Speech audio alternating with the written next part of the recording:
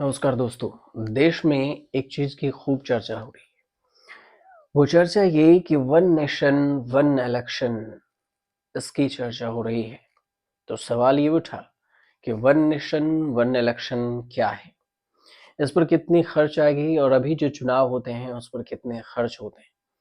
आपको इसकी मंजूरी भी मिल गई है, तो लोकसभा से अगर मंजूरी मिली तो फिर आगे क्या कुछ होगा, आपको इसमें विस्तार से बताते हैं। देश में लोकसभा और विधानसभा चुनाव समेत चुनावों को एक साथ करवाने का रास्ता अब साफ हो चुका है, लगभग साफ है। मोदी कैबिनेट ने एक राष्ट्र एक चुनाव बिल को आज मंजूरी दे दी। सरकार इस बिल को अगले हफ्ते संसद में पेश कर सकती है। इससे पहले कैबिनेट ने रामनाथ कोविंद की जो कमेटी थी उसके द्वारा इस पर बनाई गई रिपोर्ट को मंजूरी दी थी। अगले हफ्ते इस बिल को पेश किया जा सकता है। मोदी सरकार अगले हफ्ते इस बिल को संसद में पेश कर सकती है। जानकारी ऐसी भी है कि मोदी कैबिनेट ने बिल को मंजूरी दे दी है और बिल पर आम सहमति बनाना चाहती है। बिल पर व्यापक चर्चा के लिए सरकार इसे संयुक्त संसदीय समिति, जिसको शॉर्ट में जेपीसी कहा जाता है, उसके पास भेजा जाएगा। बिल का उद्देश्य ये है कि 100 दिनों के भीतर शहरी निकाय पंचायत चुनावों के साथ साथ लोकसभा विधानसभा चुनाव एक साथ कराना है। क्या है एक राष्ट्र एक चुनाव और इसके लाभ, ये समझिए। सरकार का कहना है कि एक साथ चुनाव कराने से धन और समय दोनों की बचत होगी। प्रशासनिक व्यवस्था ठीक करने के साथ सुरक्षा बलों की तनाव नहीं होगा। ये भी कहा है कि चुनाव प्रचार में ज्यादा समय मिलने के साथ विकास कार्यों को भी ज्यादा टाइम मिल सकता है, विकास कार्य भी ज्यादा हो सकते हैं। हालांकि सरकार ने ये नहीं कहा कि कुछ राज्यों में ही वो एक साथ चुनाव नहीं करवा पा रहे हैं तो वो पूरे देश में एक साथ चुनाव कैसे करवाएंगे, उनके पास क्या इतनी सुरक्षा बल है। खैर, जो कमेटी बनी है उसमें जो बातों का जिक्र किया गया पहले वो समझिए। चुनावी ड्यूटी के चलते ये कहा है कि सरकारी कामों में दिक्कतें आती है। कोविंद ने कहा कि हमें इस पर सहमति बनानी चाहिए। इससे पहले भारत के पूर्व राष्ट्रपति रामनाथ कोविंद ने कहा था कि वही इस कमेटी के जो मेन मुखिया हैं, तो उन्होंने कहा था कि केंद्र सरकार को एक राष्ट्र एक चुनाव पहल पर आम सहमति बनानी चाहिए। उन्होंने इस बात पर जोर दिया कि यह मुद्दा राजनीतिक हितों से परे है और पूरे देश की सेवा के लिए है। इसके अलावा उन्होंने ये भी तर्क दिया कि जीडीपी बढ़ेगी। इस मुद्दे पर समिति की अध्यक्षता करने वाले रामनाथ कोविंद ने मीडिया से बातचीत की और कहा कि केंद्र सरकार को आम सहमति बनानी होगी। यह मुद्दा किसी पार्टी के हित में नहीं बल्कि पूरे देश के हित में है। यह एक बड़ा बदलाव लाएगा और यह ये भी बताया कि ये मेरी राय नहीं है बल्कि अर्थशास्त्रियों की राय है, जो मानते हैं कि इसके लागू होने के बाद देश के जीडीपी में 1 से लेकर 1.5% तक वृद्धि होगी। पूर्व राष्ट्रपति रामनाथ कोविंद की अध्यक्षता वाली एक उच्च स्तरीय समिति की रिपोर्ट में इन सिफारिशों को अंडरलाइन किया गया था। मंत्रिमंडल की मंजूरी के बाद प्रधानमंत्री नरेंद्र मोदी ने इस निर्णय की प्रशंसा करते हुए इसे भारत के लोकतंत्र को बढ़ाने की दिशा में एक महत्वपूर्ण कदम बताया था। वन नेशन वन इलेक्शन की अगर देखा जाए तो एक साथ चुनाव कराने पर कितना खर्च आएगा, इसको जाने बिना आगे बढ़ना सही नहीं होगा। तो अभी क्या कुछ सीन है, कौन उठाता है इसका बोझ, कितनी आती है खर्च, ये समझ लीजिए। जो केंद्रीय कैबिनेट है उसमें one nation one election bill को मंजूरी दी गई और इससे देश भर में लोकसभा विधानसभा चुनाव एक साथ कराने का रास्ता साफ हो गया। इस बिल के जरिए चुनाव प्रक्रिया को आसान बनाने की कोशिश है। प्रधानमंत्री नरेंद्र मोदी इसके लंबे दिनों से समर्थक रहे हैं। चुनाव कराने की अगर खर्च की बात करें तो कितना खर्च आएगा, कहाँ से पैसा आता है, ये सब पहले समझ लेते हैं। विधानसभा अभी जो है, लोकसभा और विधानसभा चुनाव अलग अलग होते हैं और ये 5 साल की अवधि होती है और इसमें पूरी होने में सरकार गिरने पर होता है कि 5 साल आपको पूरा करना पड़ता है। वन नेशन वन इलेक्शन के तहत सभी चुनाव एक साथ होंगे, समय संसाधन की बचत होगी, जैसा सरकार कह रही है। इसके लिए कई चुनौतियों का सामना भी करना पड़ेगा। खर्च में समझिए तो चुनाव आयोग ने एक डेटा दिया था 2029 तक एक साथ चुनाव कराने के लिए जो अनुमानित खर्च हैं वो 7,951 करोड़ रुपए बताया था।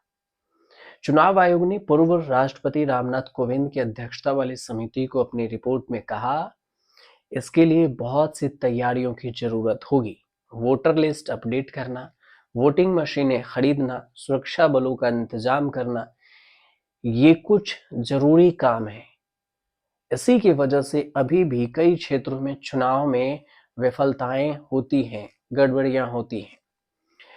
अभी के खर्च की बात करें तो लोकसभा चुनाव कराने का खर्च साल दर साल बढ़ता ही गया।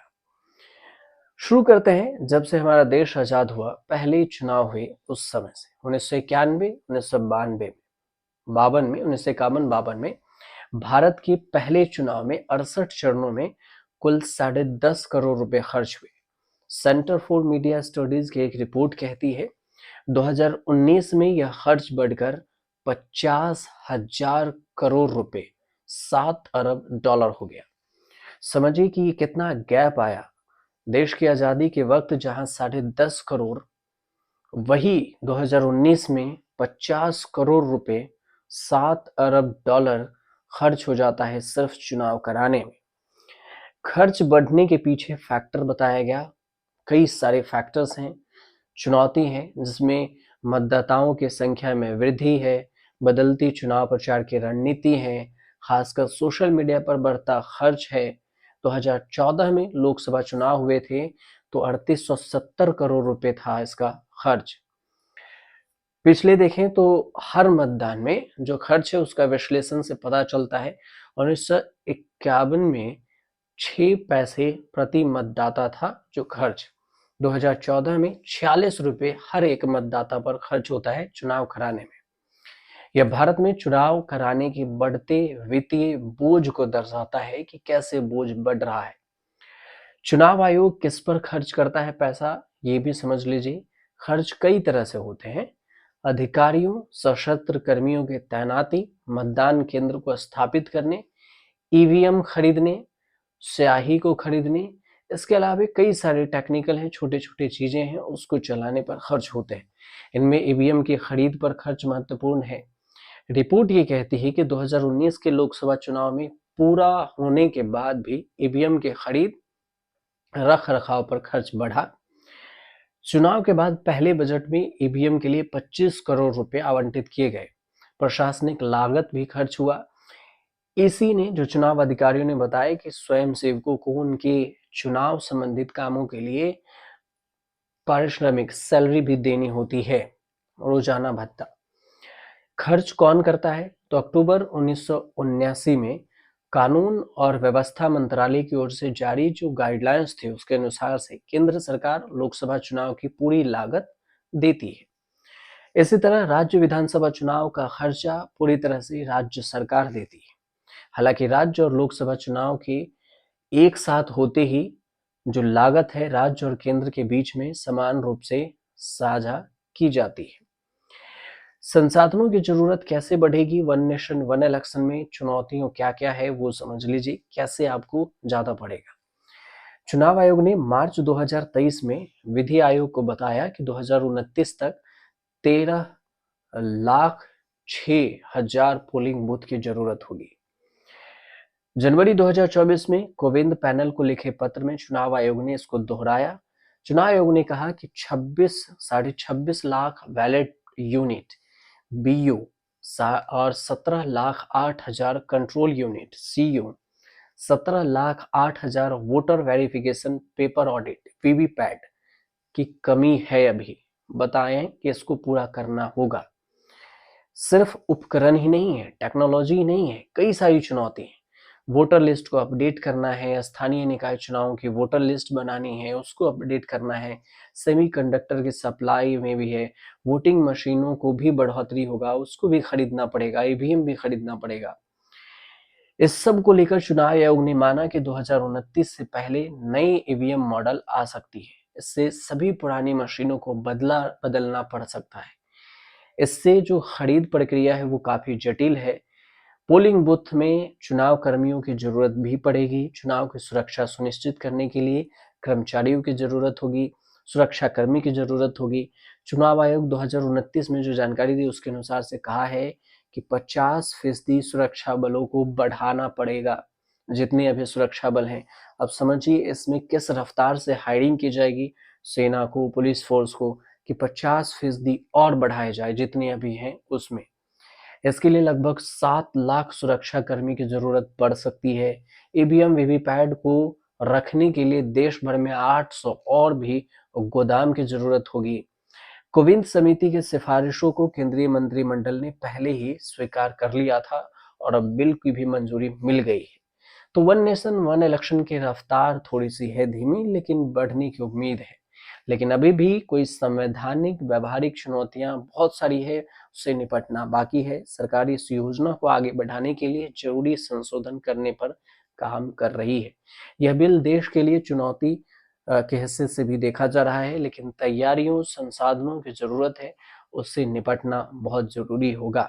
देखने वाली बात यह भी होगी कि सरकार इन चुनौतियों से कैसे निपटती है, कितने दिनों में निपटती है, उसके बाद एक राष्ट्र एक चुनाव का सपना कैसे साकार होता है।